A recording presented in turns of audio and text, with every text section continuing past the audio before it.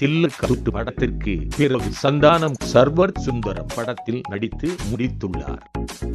இப்படத்தை ஆனந்த் பால்கி என்பவர் இயக்கியுள்ளார்.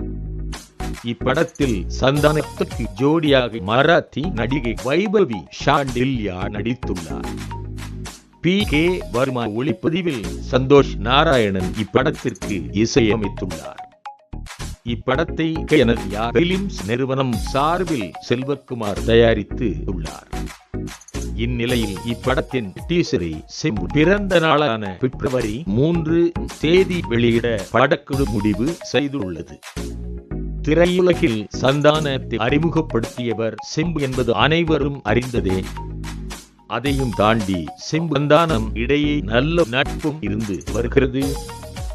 இந்நிலையில் பிப்ரவரி 3 சர்வர் சுந்தரம் படத்தின் டீசரை சிம்புவே வெளியிடுவதாக சந்தானம் தனது ட்விட்டர் பக்கத்தில் தெரிவித்துள்ளார். இது இருவருக்கும் இடையேயான நட்பு அடுத்த நிலைக்கு கொண்டு செல்வதாக கோலிவுட் வட்டாரத்தில் பேசப்படுகிறது.